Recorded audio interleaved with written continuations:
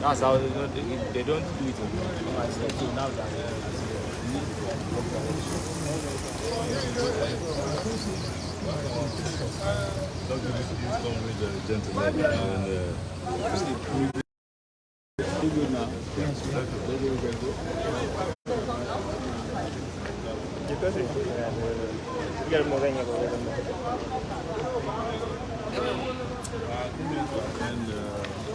big conference of architects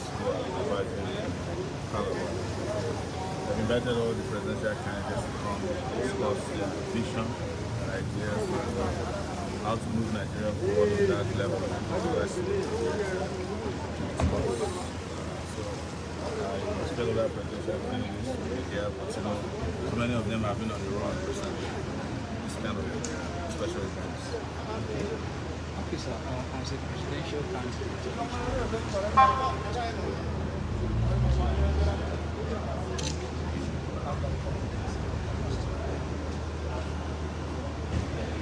No, I in view don't. of the pressure that is being mounted on it to do with Most that everybody is mounting pressure on INEC is that INEC is mounting pressure on itself, not to deliver a fair election. Now we have been shouting that INEC hasn't shown preparedness, they haven't shown honesty and transparency in the way they are dealing with preparation for the elections. For instance, I was at a meeting with them where we questioned why at this point we don't know how many people are in possession of their voter PVCs, which we stylishly name poverty verification card.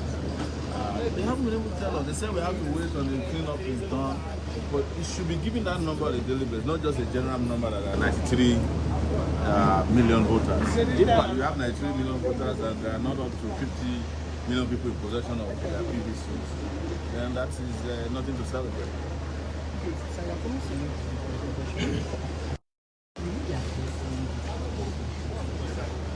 Yes, I've been to professional organizations like real estate practitioners. I have been with, I'm going to be with these architects now. I think the most important thing about building collateral has something to do with the enforcement. The laws are there, but the building code enforcements are very weak due to corruption and incompetence, as we always say. A lot of people who are supposed to monitor and manage these issues don't even know what are the standards to fulfill to get a building acceptable.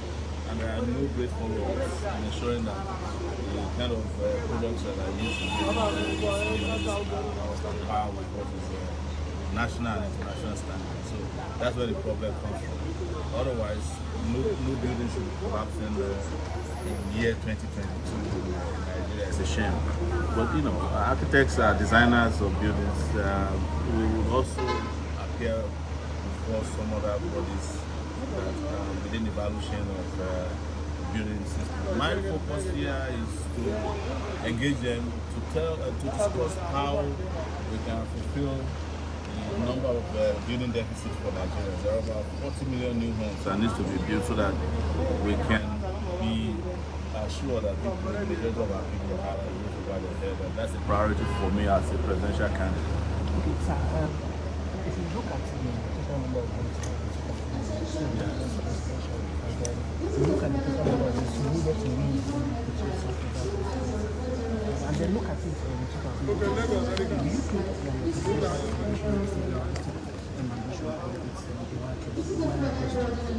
have stated several and typically the election in 2019, INEC in his wisdom or his mischief allocated 33,000 votes to me, and then allocated or selected the person who became president.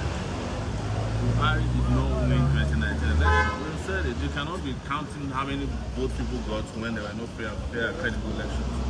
If you want me to believe in the election, hold transparent, free, credible elections. And then you can stand in front of me and say, oh, you have 33,000 votes. Otherwise, if you say it next time, I will sue you. No, we're running for a number of reasons. You should pay attention to why good people should be president in this country and should occupy powerful position, so that maybe we can get faster to our main agenda, which is a revolution, faster than the might think. Because if they keep changing Nigerian people, they can't escape the revolution.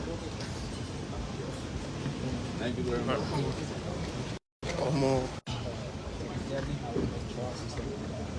But then there's this issue of going back. What is your views? Well, that's exactly. There's no election season in Nigeria that they don't come up with something they say is new that makes the election credible. In 2015, they went and bought that machine with thumbprint. What's it? Card reader. Where's card reader today? It never stopped election rigging. Then they brought another machine. They have even said that they will upload results of election from the polling units as they happen.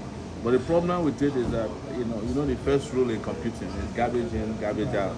As long as the process is not credible, whatever you upload is flawed. So if you rig an election, you just upload the product of the rigged election. Like you're saying, the Beavers machine cannot cash vote buy. It can't stop vote buy. And we know that people don't buy votes. Security agencies don't collude, and INEC also is not in on it. That's why we keep warning about this. I attended a meeting with the Inspector General of Police recently, and all the security agencies leadership in Nigeria. All of them were sounding helpless. It's like it feels like it's rocket science to do right, to capture some of these issues, make sure there are credible elections. They just kept saying, "Well, go and warn yourselves." They even said that governors are the problem. I said, if the governors are the problem, why don't you curtail the activity? You are the security agencies. Do you know what they did? Next time they had a meeting, they did not invite me. Because I said the truth at their meeting. But I'm more interested in engaging with people and ensuring that we get there, whether they like it or not. Thank you very much.